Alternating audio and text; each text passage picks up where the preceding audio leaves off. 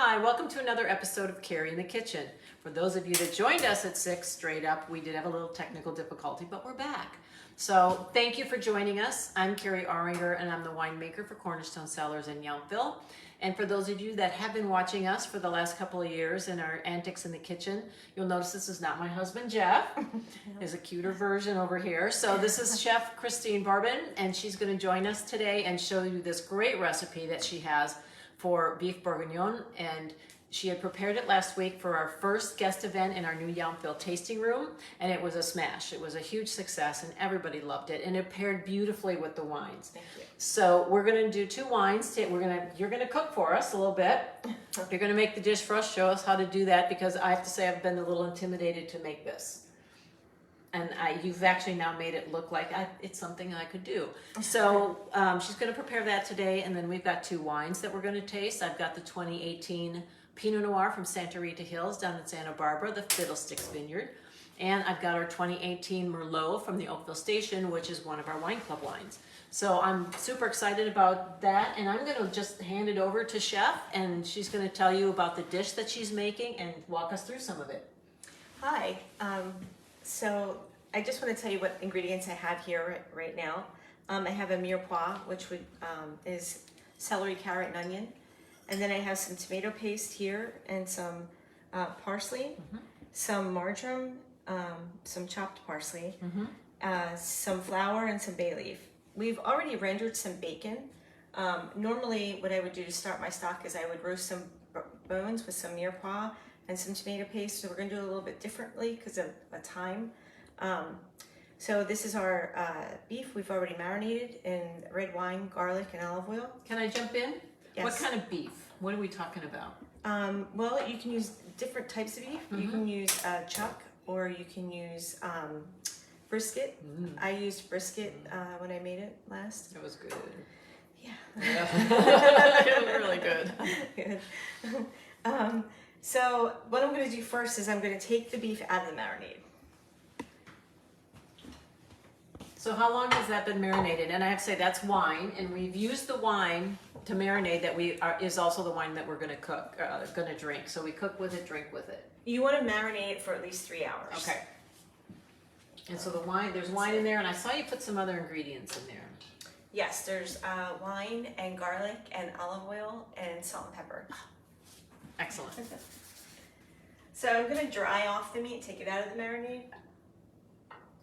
We want to brown it, that's why we're drying it. And this is really the key to, as you told me earlier, when you're slow roasting anything, you usually are searing the meat first. Yes. Yeah. Yeah. This has been a really a good experience for me. Like I said, I have been a little hesitant to make this dish. I've read it, Julia Child, she's got this recipe for it, and I think I'm going to tackle that today. Yes. But then after last week when you made that and tasted it with both of these wines, I thought I absolutely want to learn how to make this. So while Chef's doing that, I'm going to talk just a little bit about the wines. With the 2 wines we're tasting today is the 2018 Pinot Noir from Santa Rita Hills. It's about 50-50 of 2 Dijon clones. It's clone 667 and 777, 2 of my favorite clones, and I think they pair pretty well together. And this comes from the Santa Rita Hills down in Santa Barbara, and it's a beautiful little vineyard that's been farmed for over 25 years by Kathy Joseph. She was a pioneer really in her day for purchasing 100 acres of vineyard space down there and planting it. So she had almost 100 acres planted, mostly Pinot Noir and a little bit of Chardonnay as well. So I'm very happy to be able to source some fruit from her for this wine in particular. And then the second wine is our 2018 Merlot. And this is one of those Merlots that it grows right in the heart of Cab Country. It's in the Oakville Station. It's right there with the Tokelon Vineyard, that famed Tokelon Vineyard. And it's a little block that gets planted inside all this other Cabernet. And we've got some pretty nice little neighbors around us down there as well.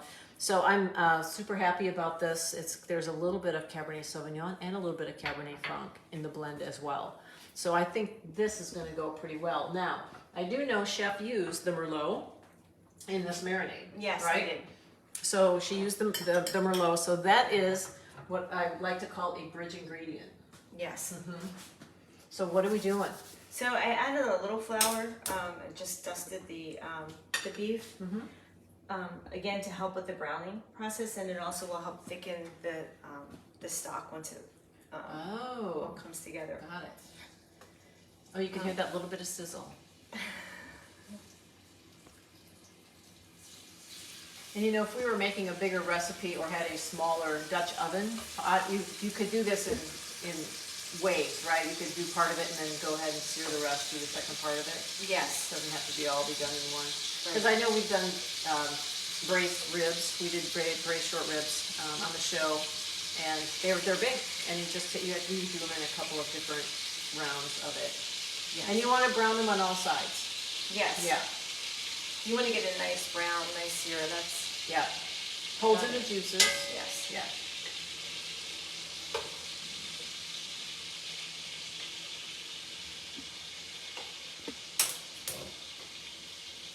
And we're going to post this recipe up on the Cornerstone Cellars website, so you'll be able to get the recipe.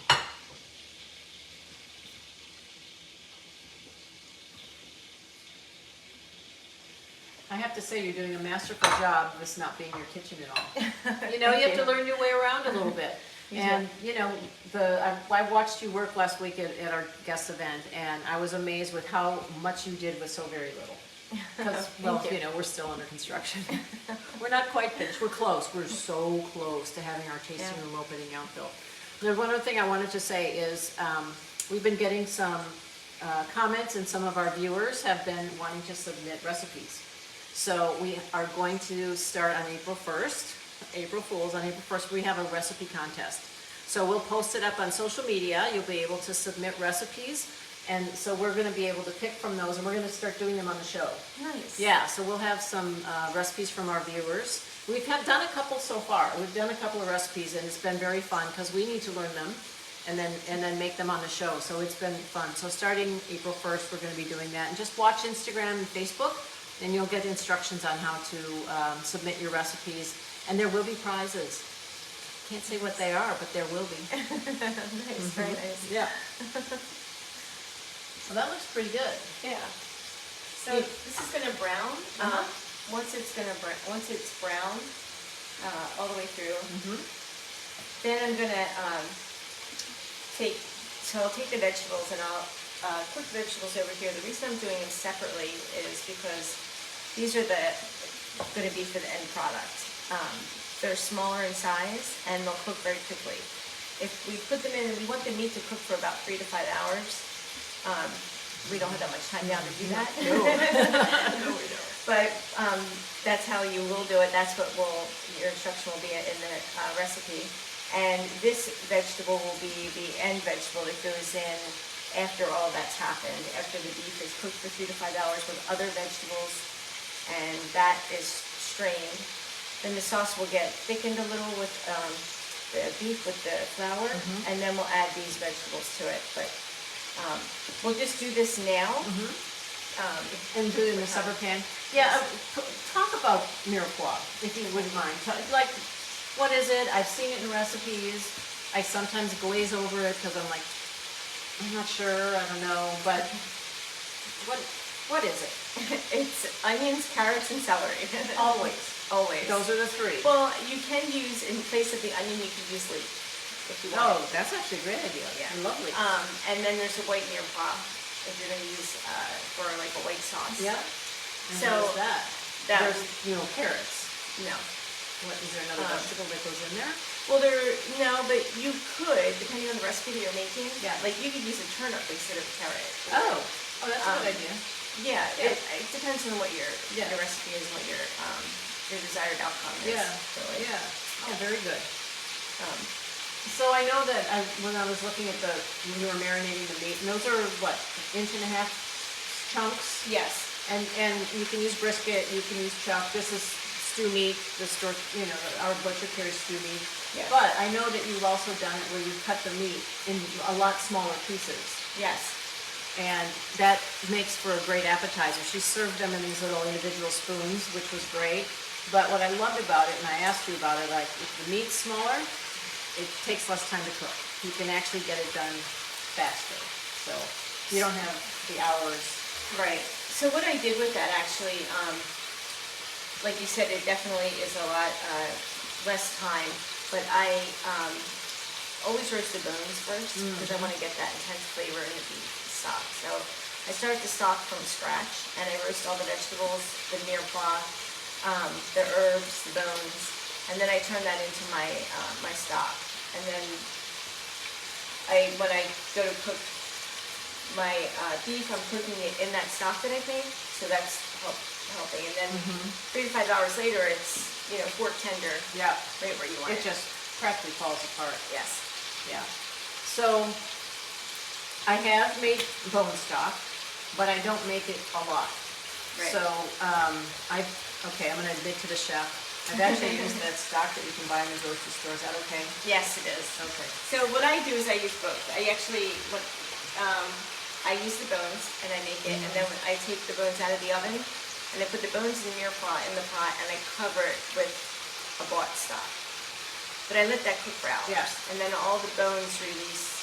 All the flavor and nutrient. I mean, they're very nutrient dense. Yes. Yeah, it's actually very good for you. It is. And it tastes good. Yeah. Oh, it tastes so good. That's why I think that's it's an important step. Yeah. Yeah. Because it makes a difference between Yeah. just using this store-bought stock as opposed to making the stock. Right.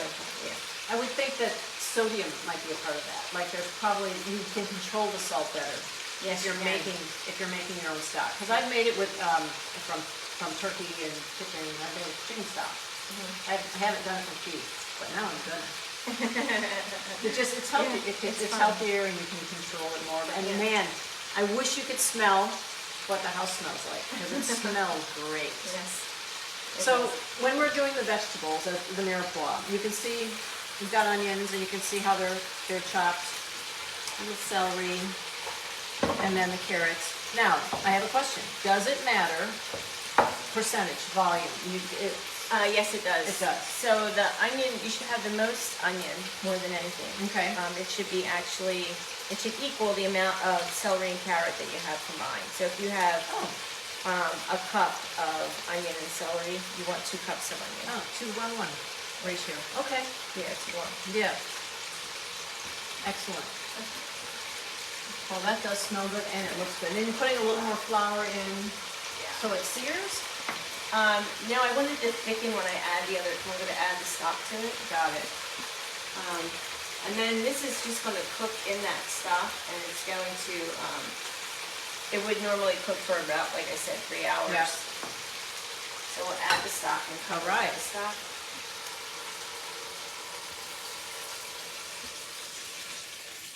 And I have more if you need more.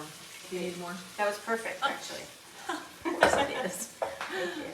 And I'll add the bacon. We did the bacon earlier. In this pan. We did the bacon in this pan and we left the drippings in the pan. Yes. That's where all the flavor is. We love the bacon. We love the bacon on this show, that's for sure. Yeah, and I'm going to put the bay leaf in. Bay leaf.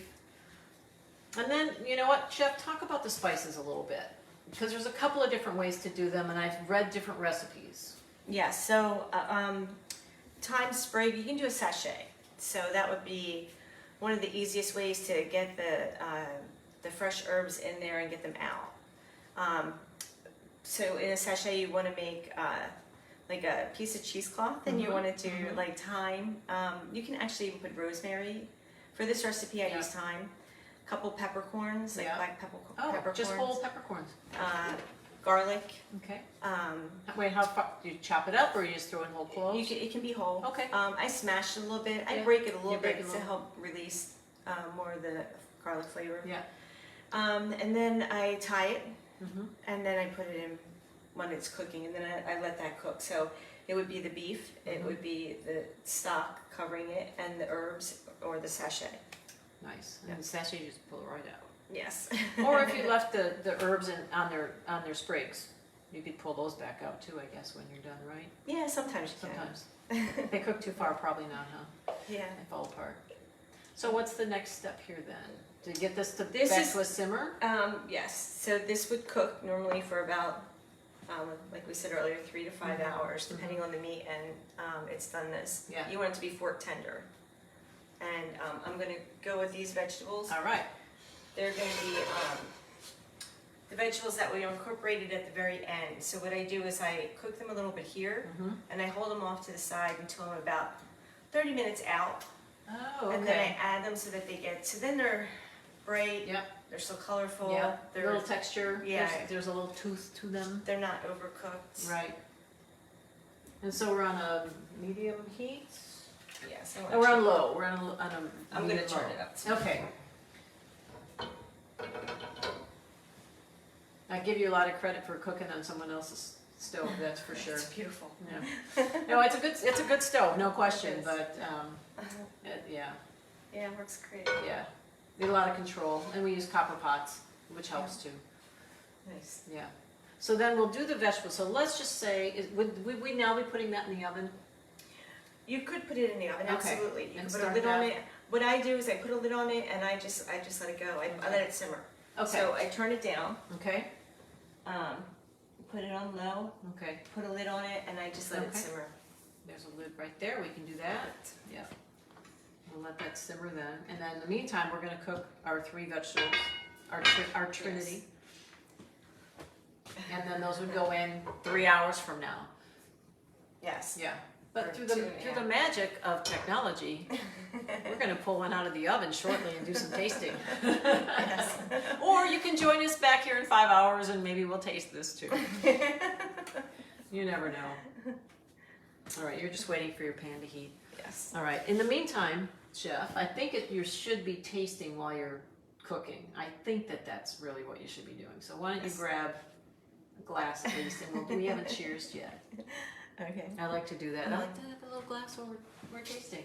And you've got your Pinot Noir on the left and the Merlot on the right. Okay. You drink your Pinot. I'm starting with the Pinot. Okay. Yep. Santa Barbara. Cheers. Thank Cheers. you for being here. Thank you. Okay. Sorry to interrupt your cooking, but drinking had to happen. It's one of the reasons I cook.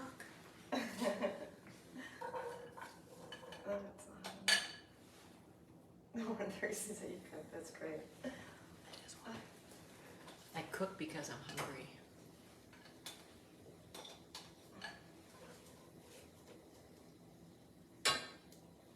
All right, onions are in. Yeah. I'm trying to keep this together. It smells awesome. It does smell good.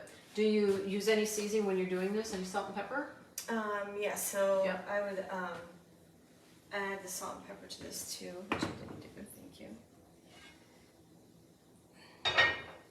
You know, and I have to say, Chef, that one of the things I get frustrated with is when it says in the recipe, salt to taste. I'm like, well, could you at least give me somewhere to start? And I know the recipe that you have, you did. Yeah. You have a start, but I know there's so many recipes like, well, salt to taste, well, I don't know what that means, you know? And it's different for. It's different for each dish. Yeah. It's different for people. Some people are very sensitive to salt and don't want a lot of salt in there. I happen to like it, and sometimes I'm worried that I've oversalted it. Oh my goodness, that really does smell delicious. It's And yeah, it's very important. Yeah. Salt, it really is. yeah, it just highlights the flavors. Yes. Yeah. And I'll actually jump over one of the things that we were just talking about earlier. Do you have the winemaker's pantry? Do you have one just close? We have Sharon DeMonte, the tastemaker at Winemaker's Pantry, has done some custom spice blends.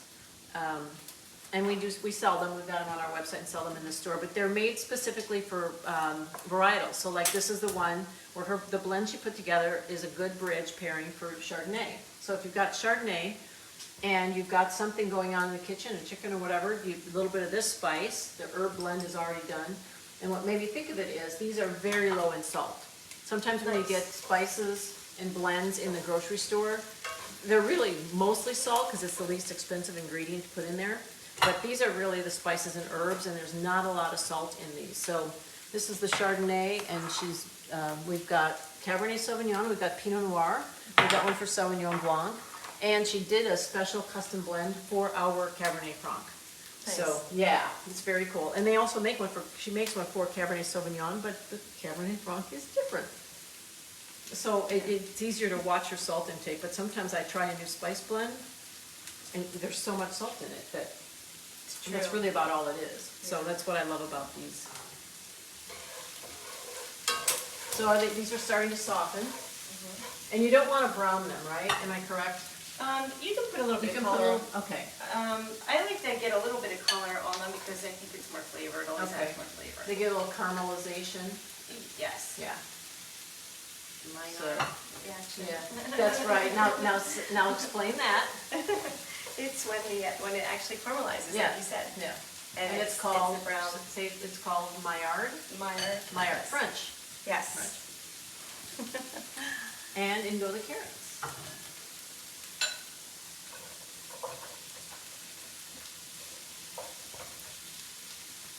Oh, that does smell amazing. All right, I'm gonna jump over to the Merlot from the Oakville Station. You can join me if you like. If you want to just keep cooking, you do whatever you need to do. Okay. But this is the Merlot from Oakville Station, and it's just a beautiful vineyard right in the heart of Oakville. And we originally started sourcing the fruit, the Merlot and the Cabernet Franc to blend into our Cabernet Sauvignon that we make from Oakville Station.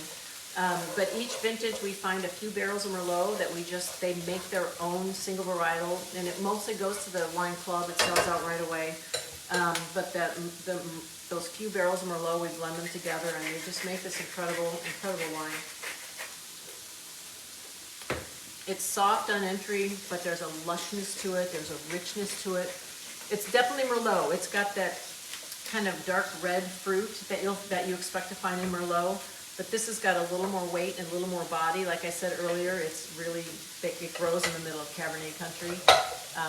And it's actually on the other side of the avenue from the Cabernet Franc.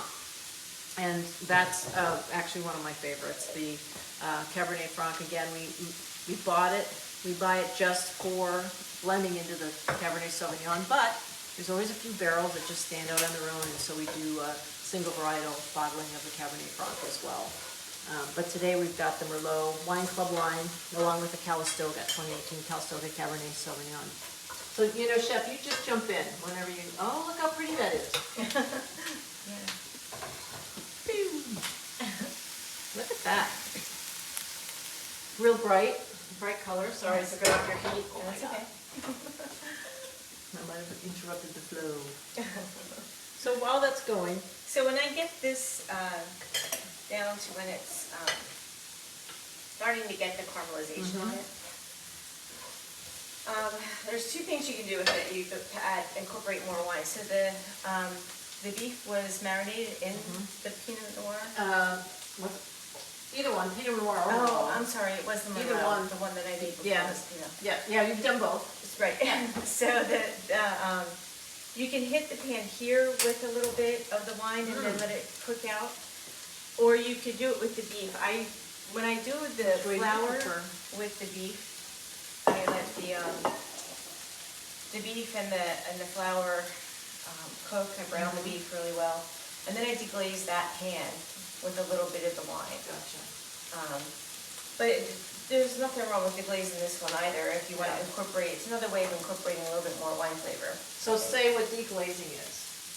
It's actually, so when you get that caramelization on the bottom of your pan, it'll start to stick to the pan. Yeah. And once you add the wine or any other acid, it'll lift that off Oh, the and then pan. it's And kind you of can push. actually add that flavor into the, Great. so everything eventually will go into this Yeah. pot. And you don't want to leave the flavor behind. No, You want that none. flavor. You do.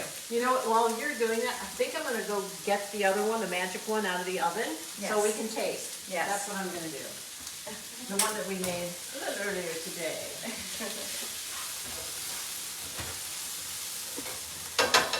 See, now make it look like I did this one, but honestly, Jeff was in the kitchen earlier today.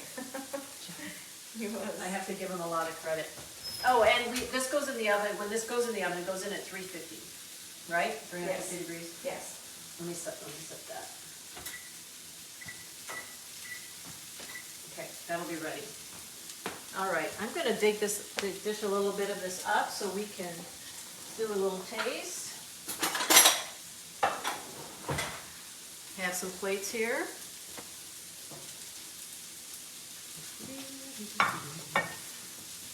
Oh, look at you with your hot hand.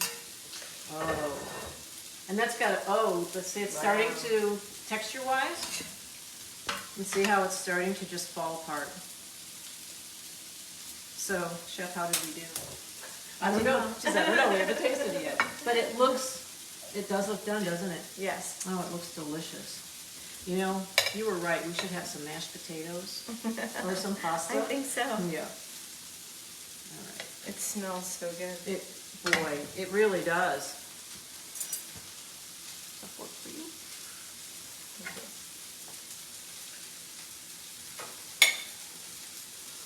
And you know, I have to admit, I always take way too big a bite, and then I'm going to try and restrain myself.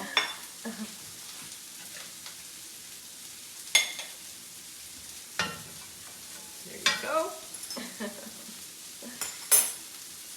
All right, so what I like to do when I'm pairing wine and food, I love to go back and taste your wine, get an idea for it, refresh your palate. It also gives that a chance to cool off a little bit because it's hot. It is. And then go ahead and taste whatever it is you're pairing, and then go back and taste the wine again. Because the food will impact the wine and the wine will impact the food.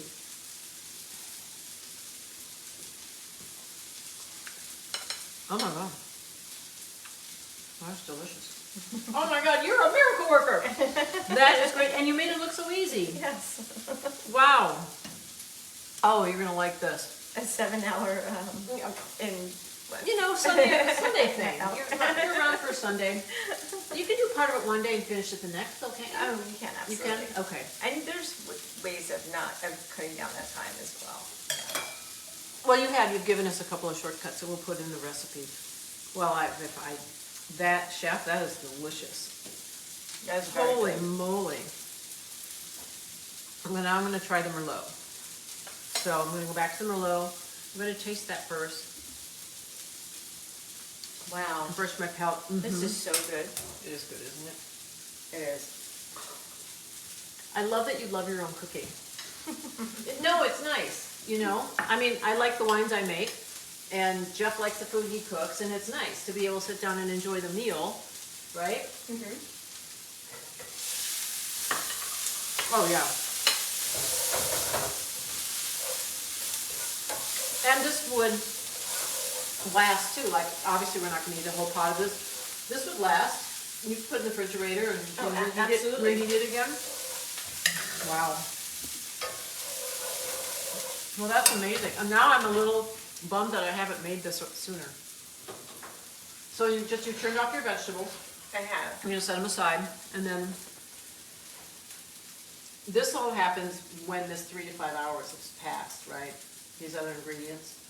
Yeah, or it can happen in the very beginning if you're going to start with the bones. So I would put the tomato paste with the bones. With the bones. I'd put a bay leaf in there. I'd put some fresh thyme sprigs in there, some big pieces of carrot, onions, and celery.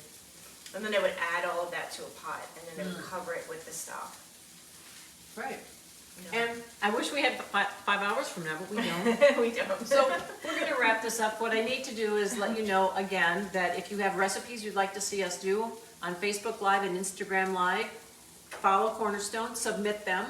Follow us on Instagram and Facebook. We'll tell you how to submit those, and then we'll start doing some of those recipes that you guys have submitted. And again, there will be prizes. So I hope you'll be able to join us in Yountville. We're so happy to be back in Yountville. The tasting room's it's just about ready, but we've been hosting guests, and the event the other night that you did went great. So it's been like being back home in Yountville. So it's been really great. Thank you so much for coming on today. Thank you. This has been, I'm so excited about this. This is so good. I can't wait. I could have dinner now.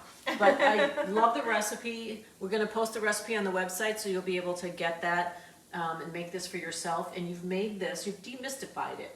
You know, you've made this so it's like, you know what, I can do that. And there it is. Yes. Yeah.